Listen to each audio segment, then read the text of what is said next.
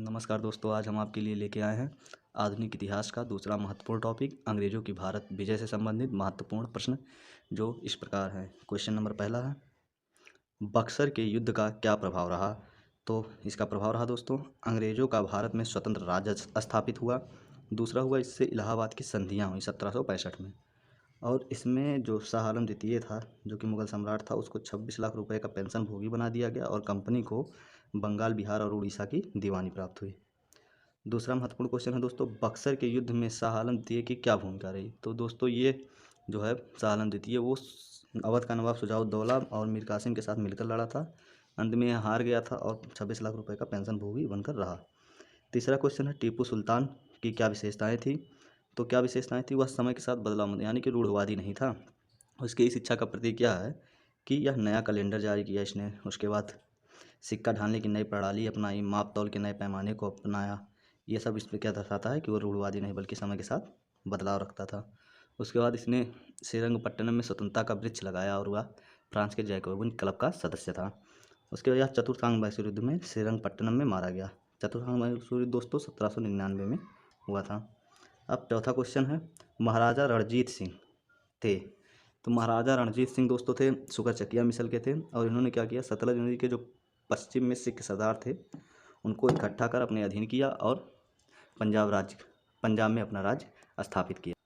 और दोस्तों दूसरा है, रणजीत सिंह धर्म के मामले में सहनशील एवं उदार थे, यानी कि ये सर्वधर्म समभाव की नीति से चलते थे। अगला क्वेश्चन है दोस्तों, क्वेश्चन नंबर 5, किस युद्ध में विजय के बाद अंग्रेजों ने पेशवा के वंशानुगत पद को समाप्त कर दिया।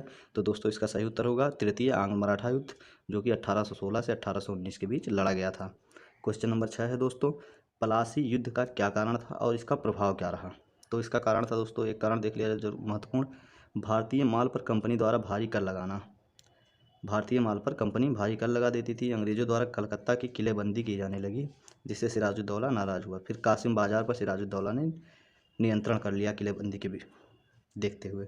उसके बाद इसका प्रभाव क्या रहा है दोस्तों, इसका प्रभाव यह रहा कि मीर जाफ़र बंगाल का नवाब बन गया और ईस्ट इंडिया कंपनी को बंगाल, बिहार तथा उड़ीसा से मुक्त व्यापार का अधिकार मिल गया। कलकत्ता और इससे कंपनी को क्या फ़ायदा हुआ, कलकत्ता में 24 परगना की जमींदारी कंपनी को प्राप्त हुई। इस सीरीज का क्वेश्चन नंबर 7 है, द्वितीय आंग्ल मैसूर युद्ध के कारण क्या थे। तो दोस्तों द्वितीय आंग्ल मैसूर युद्ध के कारण यह था कि अंग्रेजों द्वारा मालाबार तट पर स्थित माही बंदरगाह पर कब्जा। माही बंदरगाह कहाँ दोस्तों, मालाबार तट पर, मालाबार तट। उसके बाद दोस्तों दूसरा है, अमेरिका में फ्रांस व इंग्लैंड के मध्य युद्ध छिड़ना। और इसी दौरान क्या हुआ, अमेरिका में स्वतंत्रता संग्राम वही छिड़ गया था उसी में 1764 में, उसी के विरुद्ध फ्रांस और इंग्लैंड में जो है युद्ध छिड़ गया था। उसके बाद क्वेश्चन नंबर 8 है, 1775 से 82 ब्रिटिश शक्ति हेतु अशुभ घड़ी थी। ऐसा क्यों कहा जाता है, क्योंकि मराठा, मैसूर तथा निजाम का गठजोड़ हो गया। मराठा, मैसूर और निजाम गठजोड़ करके ब्रिटिश के खिलाफ लड़ने की योजना बनाने लगे। और दूसरा है अमेरिकी उपनिवेश का छिन जाना, और इसी बीच अमेरिकी उपनिवेश 1776 में छिन गए अमेरिकी स्वतंत्रता संग्राम के फलस्वरूप। उसके बाद क्वेश्चन नंबर 9 है, क्वेश्चन नंबर 9 है इसका दोस्तों, सालबाई की संधि किस युद्ध से संबंधित है। तो दोस्तों यह है प्रथम आंग्ल मराठा युद्ध। और सालबाई की संधि कब हुई थी दोस्तों, 1782 में। कब हुई थी, 1782 में। अगला क्वेश्चन है क्वेश्चन नंबर 10, सुगौली की संधि के फलस्वरूप अंग्रेजों को कौन कौन से क्षेत्र मिले। तो ये दोस्तों है गढ़वाल तथा कुमायूं, सिक्किम और मसूरी। और ये सुगौली की संधि कब हुई थी दोस्तों, ये 1815 कहीं कहीं मिलता है और कहीं कहीं 1816। तो अगला क्वेश्चन है दोस्तों, आंग्ल बर्मा युद्ध, क्वेश्चन नंबर 11, आंग्ल बर्मा युद्ध 1824 कब समाप्त हुई। तो दोस्तों यह समाप्त हुई थी 1826 यान्डबू की संधि से। और ये आंग्ल बर्मा युद्ध अंग्रेज और बर्मा के बीच लड़ी गई। कारण क्या था, सीमा संबंधित विवाद थे। और दूसरा था ब्रिटिशों की बर्मा के जंगली संसाधनों पर नज़र थी, मतलब कि ये जंगली संसाधन पर कब्जा करना चाह रहे थे ब्रिटिश बर्मा के। बर्मा को बाजार बनाने की चाह, ये इनके पास सामान बहुत थे और ये बाजार के रूप में बर्मा का इस्तेमाल करना चाहते थे। क्वेश्चन नंबर 12 है दोस्तों, इसमें कुछ नीतियाँ हैं जिसके मतलब लागू करता देखना है। तो नीतियाँ कौन कौन सी हैं, घेरे की नीति, घेरे की नीति के जो लागू करता थे वो वारेन हेस्टिंग थे। दूसरा है फॉरवर्ड की नीति, मतलब आगे बढ़ने की नीति, आकलैंड थे इसके लागू करता। तीसरा है महान निष्क्रियता की नीति और इसके लागू करता थे जॉन लॉरेंस। और पॉलिसी ऑफ प्राउड रिजर्व के लागू करता कौन थे, लॉर्ड लिटन। चलिए दोस्तों अगला क्वेश्चन है, प्रथम, द्वितीय तथा तृतीय कर्नाटक युद्ध किस संधि से समाप्त हुए?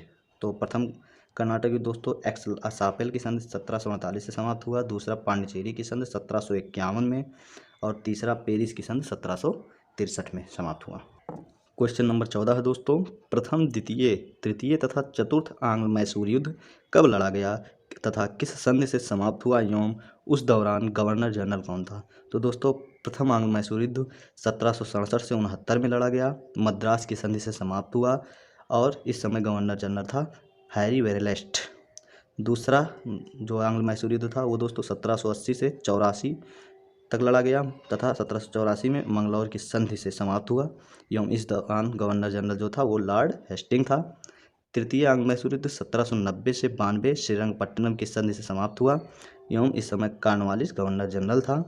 1799 हुआ चतुर्थ आंग्ल मैसूर युद्ध, इसमें मैसूर पर अंग्रेजों की जीत हो गई और इस समय गवर्नर जनरल था लॉर्ड वेलेजली। वेलेजली ने दोस्तों सहायक संधि की भी शुरुआत की थी और सर्वप्रथम अगर पूछे कि सर्वप्रथम सहायक संधि की शुरुआत किसने की थी तो ये दोस्तों है पुर्तगाली गवर्नर डुप्ले ने। कौन? डुप्ले। अगला क्वेश्चन है दोस्तों, सूरत की संधि किसके किसके बीच हुई? तो इसका सही उत्तर हो जाएगा दोस्तों ईस्ट इंडिया कंपनी तथा रघुनाथ राव के बीच।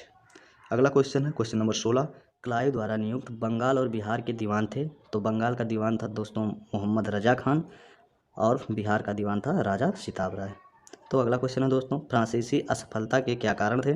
तो दोस्तों इसका उत्तर हो जाएगा काउंट डी लाली की दूरदर्शिता और सैनिक और सामुद्रिक नीति। इनकी सैनिक और सामुद्रिक नीति भी कमज़ोर थी और इनमें क्या है, अंग्रेज़ों की तरह इनको राजनयिक सहयोग भी नहीं मिलते थे फ्रांस से। तो अगला क्वेश्चन है दोस्तों, प्रथम आंग्ल बर्मा युद्ध का तत्कालीन कारण क्या था? तो इसका सही उत्तर हो जाएगा दोस्तों बर्मा के राजा द्वारा चटगांव स्थित शाहीपुर द्वीप पर कब्जा करना। क्या हुआ कि बर्मा के राजा ने है वो चटगांव में स्थित शाहीपुर द्वीप पर कब्जा किया और यही प्रथम आंग्ल बर्मा युद्ध का कारण बना। अगला क्वेश्चन है दोस्तों, श्वेत विद्रोह किससे संबंधित है? तो श्वेत विद्रोह दोस्तों संबंधित है जो सैनिकों को दोहरा भत्ता प्राप्त होता था उसको बंद कर दिया, इसी के विरोध में सैनिकों द्वारा किया गया प्रदर्शन था। उसके बाद क्वेश्चन नंबर 20 है दोस्तों, किस सिख गुरु की मौत के लिए औरंगजेब जिम्मेदार है? तो वो दोस्तों हो जाएगा गुरु तेग बहादुर। गुरु तेग बहादुर की मृत्यु के लिए औरंगजेब जिम्मेदार है। तो दोस्तों इसका सीरीज का अगला क्वेश्चन है, किस इतिहासकार ने पानीपत की तीसरी लड़ाई को स्वयं देखा, मतलब अपनी आंखों से देखा? तो इसका सही उत्तर है दोस्तों काशीराज पंडित। विलय नीति का प्रथम शिकार कौन था? विलय नीति का प्रथम शिकार दोस्तों सतारा था, फिर जैतपुर, संभलपुर ऐसे ऐसे थे। अगला और अंतिम क्वेश्चन है दोस्तों इस सीरीज का, शिवाजी का छत्रपति के रूप में वास्तविक राज्य अभिषेक कब हुआ था? तो ये दोस्तों रायगढ़ में हुआ था। कब, कहाँ हुआ था? रायगढ़ में।